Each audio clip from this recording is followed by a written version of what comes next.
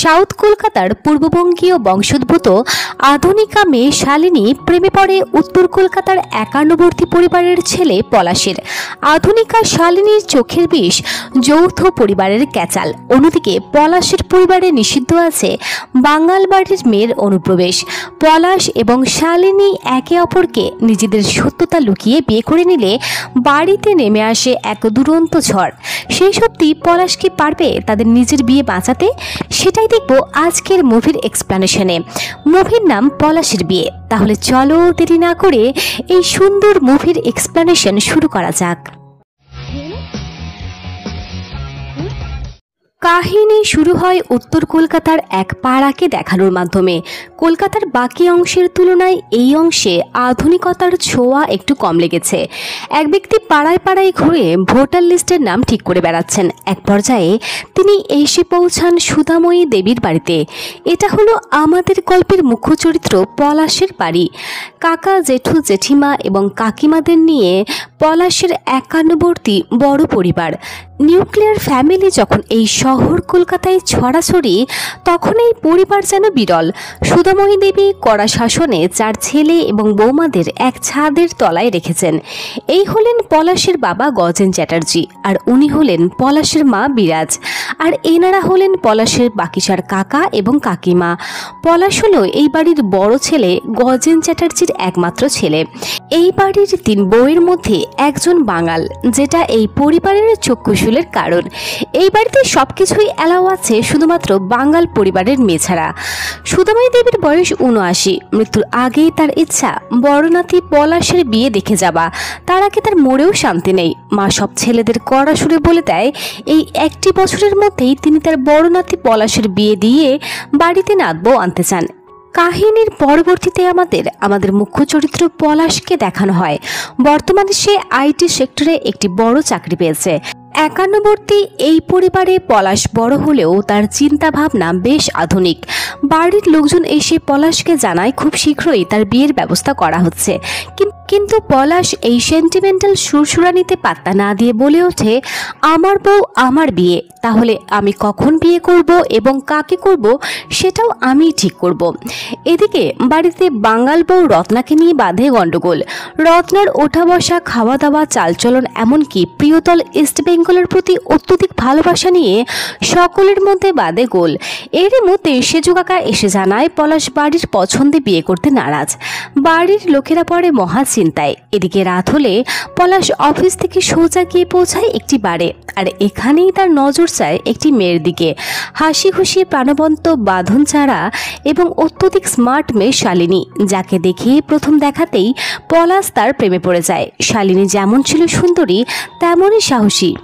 বাড়ির বাইরে কয়েকটি ছেলে তাকে টন্ট করতে এলে উল্টে সে তাদেরই মেরে ধরাশায়ী করে। পলাশ শালিনীকে বাঁচাতে এলে শালিনীও তাদের খারাপ ছেলে ভেবে 2 জনকে ঘা লাগিয়ে দেয়। কিন্তু পরক্ষণেই তার ভুল ভাঙে। শালিনী পলাশের কাছে ক্ষমা চেয়ে তাকে তার বাড়িতে ড্রপ করে দেয়। আর এখানেই শালিনী এবং পলাশের একে অপরের প্রতি আগ্রহ জন্মায়, যে কারণে 2 জনই তাদের ফোন নাম্বার এক্সচেঞ্জ করে নেয়। পরের দিন সকাল হতেই সুধাময়ী দেবীর বাড়ির সকলেই গৃহদেবতার আরাধনায় মত্ত। এইদিকে আমাদের মডার্ন পলাশ আধুনিকতার মুখোশ খুলে রেখে গামছা পরে ধূপধুনো দেখিয়ে বেড়াচ্ছে। এমন সময় তার কাছে ফোন আসে শালিনীর। শালিনী মূলত পলাশের হালচাল খবর নিতেই ফোন করেছিল। কথায় কথায় শালিনী জানতে চায় পলাশের বাড়িতে কে কে আছে। পলাশ খুব ভালো মতোই জানত শালিনীর মতো মডার্ন মেয়ের এই একান্নবর্তী পরিবারের ঝালাকালার কাহিনী মোটেও ভালো লাগবে না। আর তাছাড়া একান্নবর্তী পরিবারের এই কনসেপ্ট একবারে একঘেয়ে। তাই সে আরামসে মিথ্যা বলে দেয় যে তার বাড়িতে সে একাই থাকে। তার বাবা মা মাঝে মধ্যে এখানে আসা যাওয়া করে। পলাশ করুণ সুরে বলে, উত্তর কলকাতার এই বাড়িতে আমি খুব একা জানো, তার উপরে আবার অবিবাহিত। শালিনীর জীবনশৈলীর সাথে পলাশের জীবনশৈলীর আকাশ পাতাল সমানও মিল ছিল না। কিন্তু শালিনীকে পটানোর জন্য পলাশ ঝুড়ি ঝুড়ি মিথ্যা বলে যায়। শালিনী বাঙাল কিনা সেটা জানার জন্য পলাশ থেকে ফুটবল খেলার বিষয়ে জিজ্ঞাসা করে। তবে শালিনী জানায় যে ফুটবল খেলার প্রতি তার কোনো আগ্রহ নেই। কথায় কথায় শালিনী তাকে জানায় যে নর্থ কলকাতা নিয়ে তার একটা ফ্যান্টাসি আছে। পলাশ তো মহা খুশি। এবার ঠিক তখনই বাড়িতে এসে হাজির হয় গজেন বাবুর বন্ধু অনিরুদ্ধ বাবু এবং তার তার মেয়ে দীপা। মূলত দীপার সাথেই গজেনবাবু তার ছেলে পলাশের বিয়ে ঠিক করেছে। মেয়েটি একদম সেজেগুজে পরিপাটি হয়ে তার হবু শ্বশুরবাড়িতে এসেছে। বাড়ির বউরা এক এক করে মেয়েটির ইন্টারভিউ নিতে শুরু করে। এই মেয়ে পুজো অর্চনা থেকে শুরু করে রান্নাবান্না সব কিছুতেই ভীষণ রকমের পটু। ঠাম্মার তার নাত বউকে ভীষণ পছন্দ হয়ে যায়। তার আগে বিয়ের দিনক্ষণ ঠিক হয়ে যায়। পলাশ এসে মেয়েটিকে জানায় তার এই বিয়েতে কিছু প্রবলেম আছে। পলাশ চালাকি করে মেয়েটিকে ফুটবল খেলার বিষয়ে জানতে চাইলে মেয়েটি অমনি মুখ ফসকে বলে ওঠে, আমাকে দল হইল ইস্ট বেঙ্গল। ব্যাস, আবার কি? বাড়ির লোকেরা বুঝে যায় এই মেয়ে বাঙাল। অনিরুদ্ধবাবু লুকিয়ে তার মেয়ের সাথে বিয়ে দিতে চাইছিল, তো কি আর হবার, এই বিয়ে ভেঙে যায়। খেতে বসে পলাশ বলে, দেখলে তো, আমি বলেছিলাম না আমার পছন্দে আমাকে বিয়ে করতে দাও, তা না হলে বাবা তো বাঙাল মেয়েই ঢুকিয়ে দিয়েছিল। কথাটি শুনে পলাশের বাঙাল সেজো কাকিমা রত্নার গা যেন তেলে বেগুনে জ্বলে ওঠে। কাকিমা বলে, বাঙাল বলে কি আমরা মানুষ না? আমার হাতের রান্নাই তো তোমরা চেটে ফুটে খাও। এত বাগবিতণ্ডার পরেও পলাশ পরিষ্কার জানিয়ে দেয় যে সে তার নিজের বউ নিজে খুঁজে নেবে। এমন সময় তার কাছে ফোন আসে শালিনীর। শালিনী পলাশকে জানায় আগামীকাল তারা ইকো পার্কে দেখা করবে। শেষ অবধি শালিনীর সাথে পলাশের মাখো মাখো প্রেম শুরু হয়ে যায়। এক পর্যায়ে শালিনী পলাশকে বলে তার বাবা একটু সেকেলে ধাঁচের, তার পছন্দ একটি জয়েন্ট ফ্যামিলিতে শালিনীকে বিয়ে দেবে। পলাশের ঠোঁটের কিনারায় হাসি ফুটে ওঠে, কিন্তু শালিনীর মনের কথা শুনে তার হাসি পরক্ষণেই মিলিয়ে যায়। শালিনী বলে, জয়েন্ট ফ্যামিলি আমার দুই চোখের বিষ। গাদাগুচ্ছের লোক সারাদিন হই হই করে বেড়ায়, কোনো প্রাইভেসি নেই। ভাগ্যিস তোমার বাড়িটা ফাঁকা। পলাশ বেচারা কথাগুলো গিলতে থাকে। যতই হোক যে কোনো শর্তে এই আধুনিকা প্রেমিকাকে বিয়ে অবধি টেনে নিয়ে যেতেই হবে। শালিনী পলাশকে জিজ্ঞাসা করে, তোমাদের ওখানে সুইমিং পুল, কফি শপ এবং টপ গ্রেডের বিউটি পার্লার, স্পা এসব আছে তো? পলাশ এক নিমেষেই বলে দেয় সব আছে, যদিও এগুলো তার পাড়ায় কিছুই ছিল না। পলাশ বলে, সাউথের মতো নর্থ এত উন্নত না হলেও আতিথেয়তা এবং আপ্যায়নে নর্থের ধারে কাছে কোনো শহর আসতে পারবে না। তো শালিনী ঠিক করে পরের দিনই পলাশকে তার বাবার কাছে নিয়ে যাবে। যেমন কথা তেমন কাজ। শালিনী পলাশকে তার বাবার কাছে নিয়ে যায়। আর 5টা মেয়ের মতোই বাবা পলাশের পড়াশোনা থেকে শুরু করে তার বাবা মা, চাকরি ইত্যাদি নিয়ে নানান প্রশ্ন করতে শুরু করে। মোটামুটির উপরে বাবার পলাশকে পছন্দ হয়ে যায়। তবে যখন তিনি জানতে পারেন পলাশ নর্থ কলকাতার একটি বিশাল ট্র্যাডিশনাল বাড়িতে থাকে, তিনি তো বিয়ের জন্য রাজিও হয়ে যান। কিন্তু নর্থ কলকাতার একটি বিষয়ে বাবার একটু আপত্তি ছিল। তিনি বলেন, নর্থ কলকাতার সকলেই বাড়িতে গামছা পরে বসে থাকে, তা তুমি গামছা টামছা পরো না তো? পলাশ বেচারা তার নিজের কথা ভেবে চিন্তায় পড়ে যায়। তবে শ্বশুরকে মানাতে সে বলে, আরে না না, কি যে বলেন, ওসব মিডল ক্লাস বিষয়ে আমার মধ্যে নেই। তিনি চলে যেতেই সেখানে আসে শালিনীর অবিবাহিত পিসি সতী। সতী মূলত ছিল রবীন্দ্রসঙ্গীতের বিখ্যাত গায়িকা। একসময় উত্তরপাড়ায় তিনি গান শেখাতে যেতেন। কথায় কথায় পলাশ জানায় তার ছোট কাকা নগেন চ্যাটার্জি সতী সেনের গানের ভীষণ ভক্ত। নগেনের নাম শুনে সতী কেমন যেন চুপচাপ হয়ে যায়। আমরা বুঝতে পারি এই দুইজনের অতীতে কিছু একটা ঘটনা আছে। এবার তখনই সতী সেনের কাছে তার ফোন আসে তার মেজ মামার, আর অমনি সতী বাঙাল সুরে কথা বলতে শুরু করে দেয়। ব্যাস, আবার কি? পলাশের আর বুঝতে বাকি থাকে না তার শখের নারীও বাঙাল। পলাশ রেগে গিয়ে বাড়ি থেকে চলে আসে। পলাশ বলে, বাঙাল মেয়েদের প্রথমে দেখলে মনে হয় ডিভা, আর তারপরে মুখ খুললেই খাবা, আসবা, যাবা। পলাশ পরিষ্কার জানিয়ে দেয় তার বাঙাল মেয়ে পছন্দ না। শালিনী যায় রেগে। শালিনী বলে, কেন? তোমাদের ভাষা কি শুদ্ধ? তোমরা বলো না লুচি, নেবু, লঙ্কা? সে আরো বলে, আমি তো জানতাম ভালোবাসায় ঘটি, বাঙাল, মোহনবাগান, ইস্ট বেঙ্গল এসব কিছুই হয় না, কিন্তু এখন তো দেখছি পুরোই উল্টো কেস। শালিনী পলাশকে জড়িয়ে ধরে এবং বলে, বলো তো এই অনুভূতিটা বাঙাল নাকি ঘটি? এবার যেন পলাশ একটু নরম হয় এবং সেও শালিনীকে জড়িয়ে ধরে। শালিনী বলে, প্রত্যেক মেয়ের স্বপ্ন একটি নিজের ফাঁকা নিরিবিলি বাড়ি, যেখানে শুধুমাত্র তুমি এবং আমি থাকবো। চলো কালই তোমার বাড়ি যাব। এইবারে পলাশ যায় ফেসে। নিরিবিলি বাড়ি ভেবে শালিনী যখন দেখবে বাড়িতে রাবণের গোষ্ঠী রয়েছে, তাহলে প্রেম বিয়ে সব সেখানেই শেষ। সন্ধ্যা হলে পলাশ তার ঠাম্মার কাছে যায় এবং বলে, ঠাম্মা, কাল কৌশিকী অমাবস্যা, কাল আমি তোমাদের সকলের জন্য দক্ষিণেশ্বর যাওয়ার ব্যবস্থা করে দিয়েছি। ঠাম্মা তো ভীষণ খুশি। তিনি বাড়ির সকলকে ডেকে কড়া সুরের অর্ডার দেন, কাল আমরা সপরিবারে দক্ষিণেশ্বর যাচ্ছি। পরের দিন সকালেই বাড়ির সকলেই সুধামতী দেবীকে নিয়ে বেরিয়ে পড়ে দক্ষিণেশ্বর। বাড়ি ফাঁকা হয়ে যেতেই পলাশ যেন স্বস্তির শ্বাস ফেলে। কিছুক্ষণ পরেই উত্তর কলকাতায় এসে হাজির হয় শালিনী। তার বেশভূষা দেখে পলাশের পাড়া লোকেরা তো হতবাক। যাই হোক, বাড়িতে আসতেই এই বিশাল বাড়ি দেখে শালিনী খুব খুশি হয়ে যায়। বাড়িতে এসেই তার নজর যায় তারে টাঙানো নোংরা কাপড়গুলোর দিকে, যেগুলো মূলত গৃহস্থ বাড়িতে রান্নাবান্নার কাজে ব্যবহৃত করা হয়। তবে শালিনী এসব দেখতে অভ্যস্ত নয়। আর তারপরেই তার নজর যায় গামছার দিকে।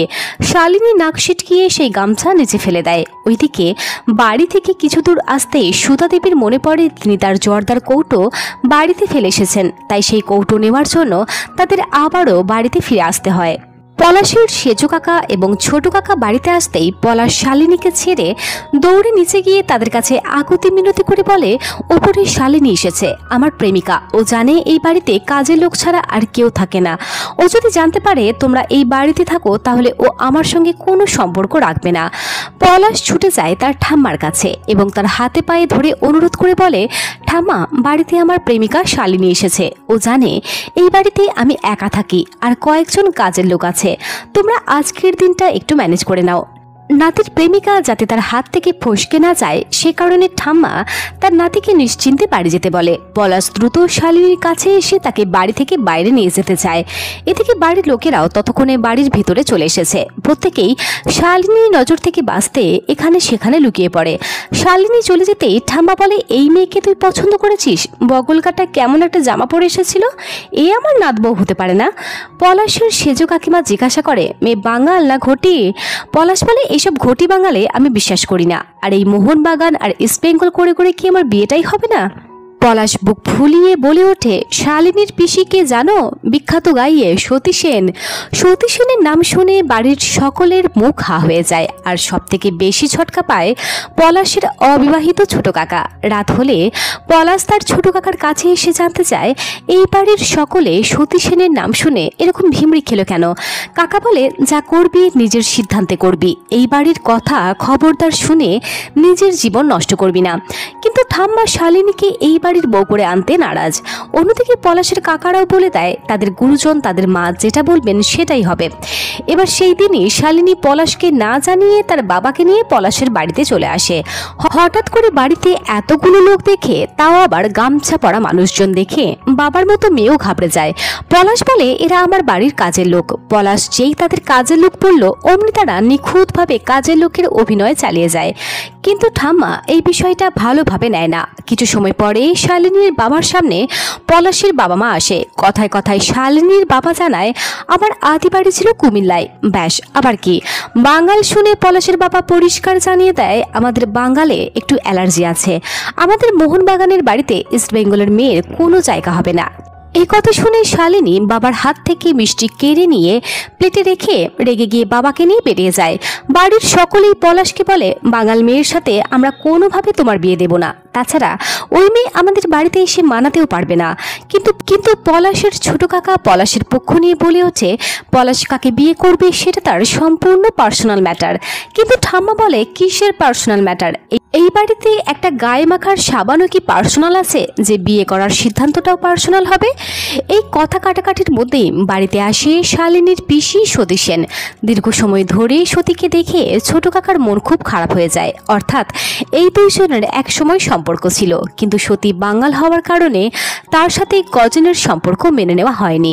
সতী সুধা দেবীকে বলে, এক সময় আমাদের সম্পর্ক আপনি মেনে নেননি, কিন্তু এত বছর পরেও আমাদের পরবর্তী জেনারেশনের ক্ষেত্রেও কি সেই একই নিয়ম প্রযোজ্য হবে? দুইজনের ভালো থাকাই তো সব, তাই না? আমার ভাইজি খুব মিষ্টি একটা মেয়ে, ওকে আপনাদের সকলেরই খুব ভালো লাগবে। দেখুন না একবার চেষ্টা করে। রত্নাবতীও তো আপনাদের বাড়িতে এসে মানিয়ে নিয়েছে, শালিনীও নিশ্চয়ই পারবে। তবে এত কিছু বোঝানোর পরেও সুধা দেবী সতীকে আবার কোনো একদিন আসতে বলে চলে যেতে বলে। তিনি বুঝিয়ে দেন এই বিয়ের বিষয়ে তার সিদ্ধান্ত অনড়। সতী মাথা নামিয়ে সেখান থেকে চলে যায়। কাহিনী যায় কিছুটা অতীতে। আমরা দেখি সতী সেন উত্তর কলকাতার এই পাড়াতেই গান শেখাতে আসতো। যেখানে গগেন তবলার প্রশিক্ষণ দিত। তাদের মধ্যে একটি মিষ্টি প্রেমের সম্পর্ক তৈরি হলেও সুধা দেবীর জেদের কাছে সেই সম্পর্ক ভেঙে যায়, আর যে কারণে আজ তারা দুইজনেই অবিবাহিত। মা কাকিমারা পলাশকে বলে, তোর বউকে নিয়ে আমাদের কোনো আপত্তি নেই, শুধু বাকিদের মানাতে পারলেই হচ্ছে। বাবা বলে, ওই মেয়ে বাড়িতে এলে ঘর ভেঙে যাবে। কাকা বলে, এখন থেকেই মেয়ে আমাদের কাজের লোক ভাবে, আর সে আমাদের সম্মান দেবে কি করে। পলাশ বলে সে শালিনীকে বুঝিয়ে সুঝিয়ে ঠিক করে নেবে, কিন্তু তার আগে শালিনী ফসকে যায়, তাকে বিয়ে করাটা খুব জরুরি। বাবা বলে, মিথ্যা দিয়ে সম্পর্ক তৈরি করা যায় কি? তখন ঠাম্মা এসে নাতির মুখের দিকে তাকিয়ে বলে, বেশ, আমি আর একবার না হয় ওই বাঙাল মেয়েকে আমার বাড়িতে নিয়ে আসবো। তো বাড়ির সকলের পরামর্শ মতো ঠিক হয় সামনের মাসেই পলাশের সাথে শালিনীর রেজিস্ট্রেশন ম্যারেজ সেরে নেওয়া হবে।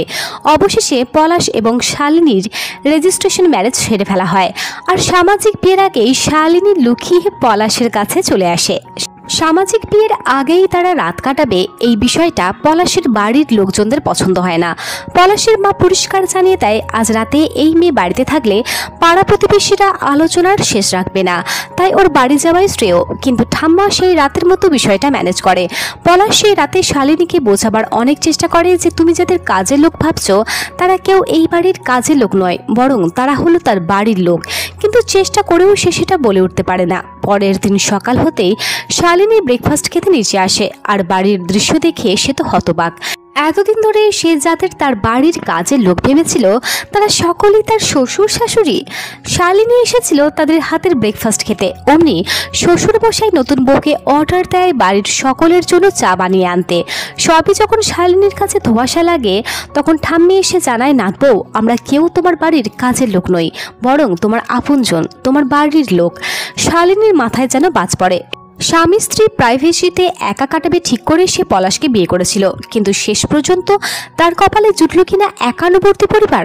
শালিনী তো রেগে আগুন, সে কোনোভাবেই নিজেকে শান্ত করতে পারে না। শালু পলাশকে পরিষ্কারভাবে জানিয়ে দেয় যে সে ডিভোর্স নিতে চায়, কিন্তু ঠাম্মা কাকিমা এবং শাশুড়ি মা বলে, তুমি যা চাইবে এই বাড়িতে তাই পাবে, শুধুমাত্র বাড়ি ছেড়ে যাওয়ার নামও করো না। শালু পরিষ্কার বলে দেয়, আমি এতজন লোকের মধ্যে সংসার করতেই পারবো না, আমার প্রাইভেসি প্রয়োজন। শাশুড়ি মা বলে, তুমি যা চাও তোমাকে তাই দেওয়া হবে। অবশেষে ঠাম্মা এসে নাতবউকে বুঝিয়ে বলে, থাকতে থাকতে তুমি ঠিকই মানিয়ে নেবে, আর আমরা তো আছি তোমাকে সাহায্য করার জন্য। সামনের বৈশাখে তোমাদের বিয়ের দিন ঠিক হয়েছে। তো সকলেই অনেক বোঝানোর পরে শালিনী বিয়েতে রাজি হয়ে যায়।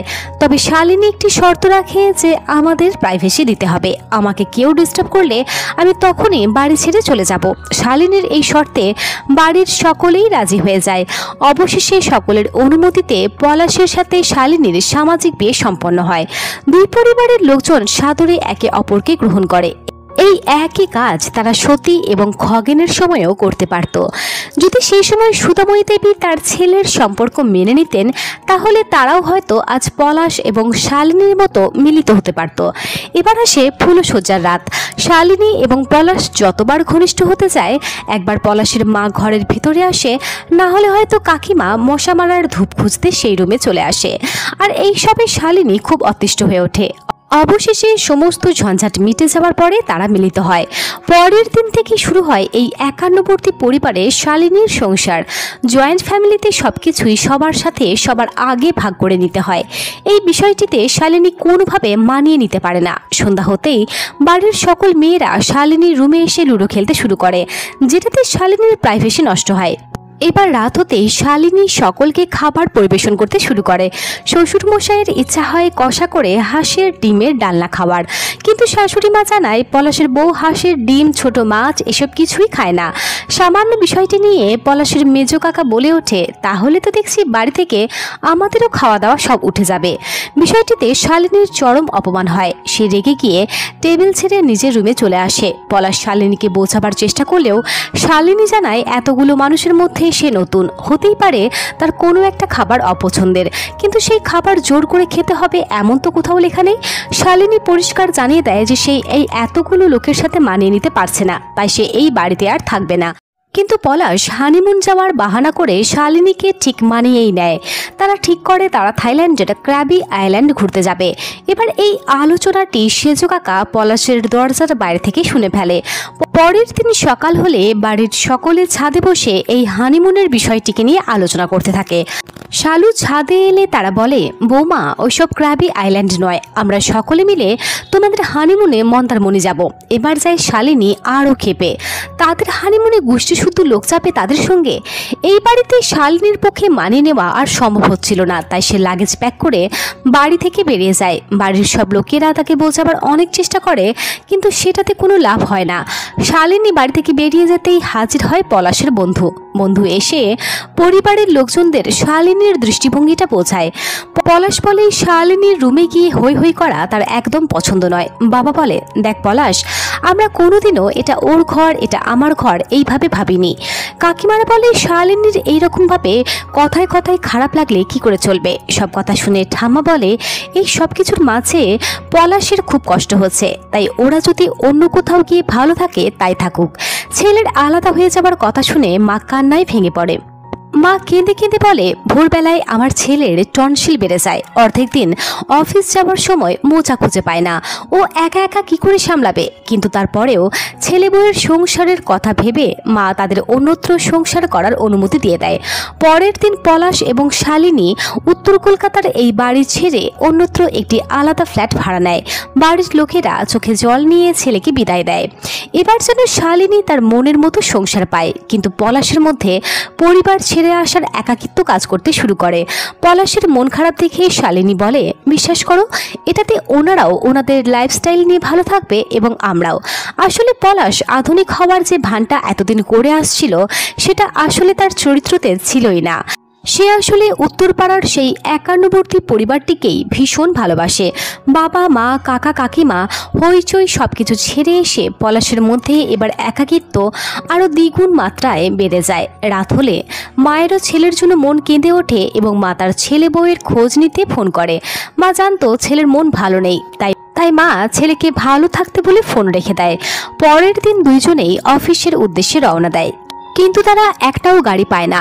এমন সময় তাদের নতুন অ্যাপার্টমেন্টের সামনে পলাশ তার বাবাকে গাড়ি নিয়ে দাঁড়িয়ে থাকতে দেখে। বাবা ছেলে এবং বউকে অফিসে নিয়ে যাওয়ার জন্য গাড়িতে তুলে নেয়।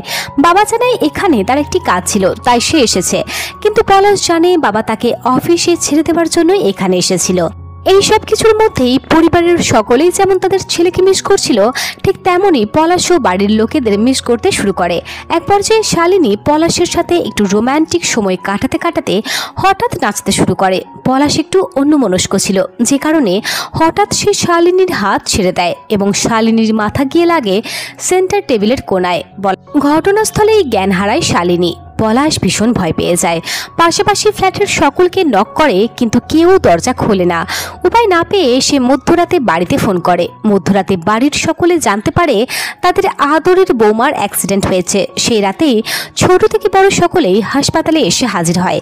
এমনকি ঠাম্মাও নাত বইয়ের জন্য হাসপাতালে চলে আসে। অ্যাক্সিডেন্টের পরে শালিনীর প্রচুর পরিমাণে ব্লিডিং হয়ে যায়, যে রক্তের যোগান দেয় বাড়ির বাঙাল বউ রত্না। পরিবারের সকল কাকারা মিলে শালিনীর সমস্ত খরচা বহন করে। শালিনীর জ্ঞান ফিরলে কাকিমারা তাকে খাওয়ানো, স্নান করানো এবং সমস্ত কিছু করে সুস্থ করে তোলে। শালিনী এবার এই একান্নবর্তী পরিবারের মর্ম বুঝতে পারছিল। একসময় শালিনী সুস্থ হয়ে যায় এবং তাকে ডিসচার্জ করা হয়। পলাশ বাড়ির সকলকে তাদের সাথে ফ্ল্যাটে যাওয়ার অনুরোধ করে, কিন্তু শালিনীর বিষয়টা পছন্দ হবে কিনা সেটা ভেবে তারা বিষয়টিকে এড়িয়ে যায় এবং বলে তাদের বাড়িতে অনেক কাজ রয়েছে। যাই হোক, পলাশ শালিনীকে নিয়ে তাদের গাড়িতে উঠতেই যাবে, কিন্তু তখনই এই পরিবারের ভালোবাসা এবং যত্নের কাছে শালিনীর টিপিক্যাল সংসারের সংজ্ঞা হার মেনে যায়। আপন রক্তের না হওয়ার সত্ত্বেও তারা বাড়ির বউয়ের জন্য এতদিন হন্যি হয়ে এখানে পড়ে থেকেছে। বয়স্ক ঠাম্মাও তার জন্য হাসপাতালে পড়ে থেকেছে। শালিনীর মন পরিবর্তন হয়ে যায়। সে তার শ্বশুর বাড়ির মানুষজনদের কাছে এসে বলে সে এবার নিজের বাড়ি অর্থাৎ উত্তরপাড়ার ওই একান্নবর্তী পরিবারেই ফিরতে চায়। এই কথা শুনে বয়স্ক ঠাম্মার চোখে আনন্দে জল চলে আসে। বাড়ির সকলেই যেন আনন্দে নেচে ওঠে। অবশেষে শালিনী তার শ্বশুর বাড়িতে ফিরে আসে। চ্যাটার্জি বাড়ি এবার যেন পূর্ণতা পায়। আমরা দেখি সতীও এবার তাদের সাথেই সেই বাড়িতে যায়, অর্থাৎ যে ভালোবাসা দীর্ঘ 22 বছর আগে পূর্ণতা পায়নি, হয়তো এবার সেটা পূর্ণতা পাবে। চুকে যাবে বাঙাল ঘটির সমস্ত মতবিরোধ। আজ তারা সকলেই এক, সকলেই সুধাময়ী দেবীর একান্নবর্তী পরিবারের অংশ। এই সুন্দর দৃশ্য দিয়েই মুভির কাহিনী এখানেই শেষ হয়ে যায়। আমি নিশ্চিত এই মুভির কাহিনী তোমাদের ভীষণ ভালো লেগেছে। একান্নবর্তী পরিবার বর্তমানে বিলুপ্তির পথে, তবে এই পরিবারের যে ভালোবাসা থাকে তার নিউক্লিয়ার পরিবারে ঘাটতি দেখা যায়। হাজার হাজার সম্পর্কের সমাবেশে বাড়ি হয়ে ওঠে মুখর। অবশেষে শালিনীর মতো মেয়েও এই যৌথ পরিবারের প্রেমে পড়তে বাধ্য হলো। তাহলে আজ এই অবধি, পরের দিন আবারও আসছি একটি সুন্দর মুভির কাহিনী নিয়ে। Till then take care, bye by.